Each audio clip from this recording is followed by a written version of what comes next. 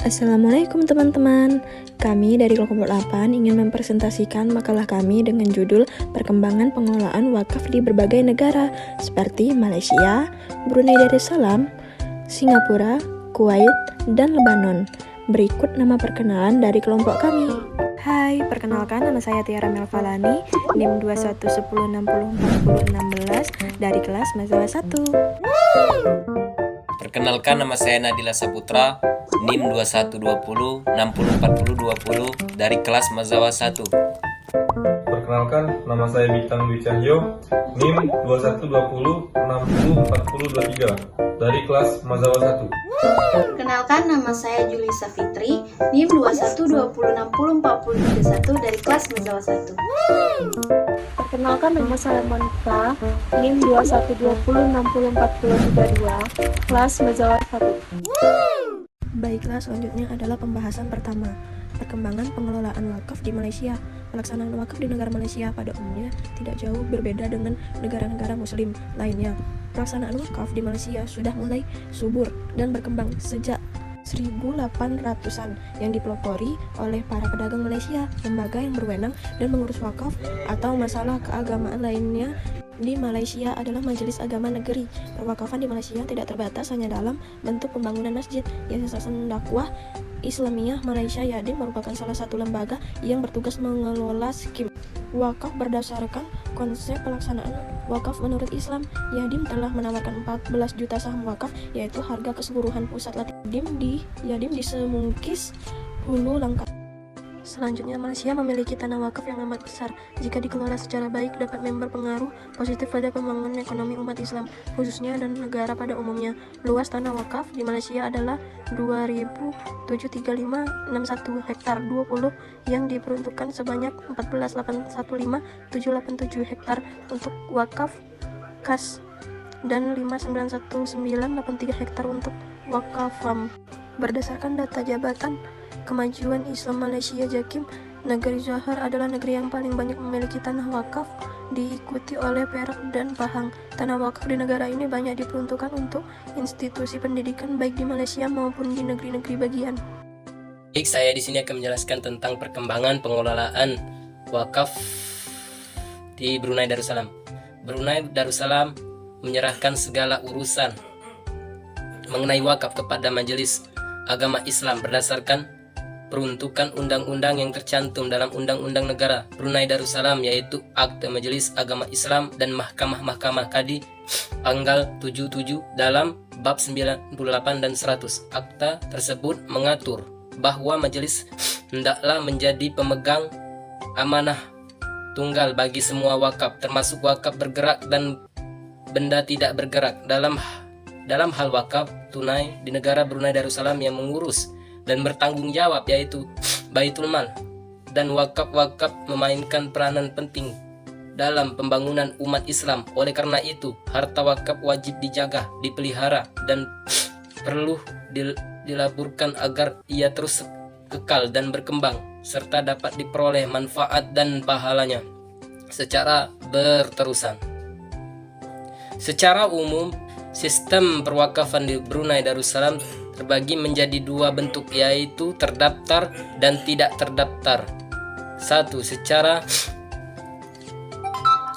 terdaftar. Sistem perwakafan seperti terjadi apabila seorang hamba Allah mewakafkan jenis-jenis harta tidak bergerak seperti tanah dan bangunan dengan membentukkan pengertian nama pemilik secara sah menurut peraturan perundang-undangan. 2. Secara tidak terdaftarnya. Sistem perwakafan ini terjadi apabila seorang hamba Allah mewakafkan sesuatu kepada pihak-pihak tertentu seperti uang, kelengkapan, peralatan, dan lain-lain, secara tidak bertulis, hanya diwakafkan secara lisan. Ijab kabul kedua belah pihak diperlukan secara lisan apabila kedua belah pihak setuju untuk memberikan dan menerima harta yang diwakafkan. Kadang-kadang perwakafan bisa terjadi tanpa diketahui oleh pihak kedua, yaitu orang yang menerima wakaf tersebut contohnya seorang hamba Allah mewakafkan sebuah Al-Quran dan masjid tanpa diketahui oleh pegawai dan pengurus masjid. Di sini saya akan menyampaikan materi tentang perkembangan pengelolaan wakaf di negara Singapura. Menurut sejarah, wakaf telah dipraktikkan di Singapura sejak awal pendirian negara tersebut. Para imigran yang berasal dari Yaman berperan besar dalam perkembangan wakaf di Singapura. Di antara mereka yang paling awal datang ke Singapura adalah dua saudagar kaya raya yang berasal dari Palembang, yaitu Syekh Muhammad bin Harun Al-Junaid dan keponakannya Syekh Omar bin Ali Al-Junaid. Bersama keluarga lain seperti Al-Kaf dan Al-Sagof, mereka telah berkontribusi dalam pembangunan rumah, sekolah, dan fasilitas lainnya. Pada tahun 1820, Syekh Omar bin Ali Al-Junaid mewakafkan sebagian tanahnya yang terletak di selatan sungai yang berada di Singapura. Tempatnya berada di Keng Cheow Street of Havelock Road. Dan kemudian beliau mendirikan sebuah masjid yang diberi nama Masjid Omar Kampung Malaka. Masjid tersebut adalah masjid pertama yang diwakafkan sekaligus masjid pertama yang berdiri di Singapura. Baiklah, di sini saya akan menjelaskan mengenai perkembangan pengelolaan wakaf di Kuwait. Pada tahun 1993, Kementerian Wakaf Kuwait melakukan penerbitan semua wakaf. Kementerian Wakaf membentuk Perserikatan Wakaf yang merupakan lembaga pemerintahan yang berdiri secara independen. Dalam pengambilan keputusan, walaupun secara administrasi lembaga itu bekerja berdasarkan peraturan pemerintah, lembaga wakaf ini memiliki strategi kerja yang mengacu pada dua aspek. Yang pertama, lembaga wakaf pengembangan harta wakaf di Kuwait melalui investasi, sedangkan hasilnya dibagikan sesuai dengan syarat wakif. Dua, lembaga wakaf membuat jaringan dan program untuk menggalakkan wakaf baru. Lembaga ini melakukan kampanye gerakan wakaf dengan tujuan mengajak masyarakat berwakaf dan melakukan penyuluhan pemanfaatan wakaf untuk pembangunan masyarakat di bidang kebudayaan, pendidikan, dan sosial.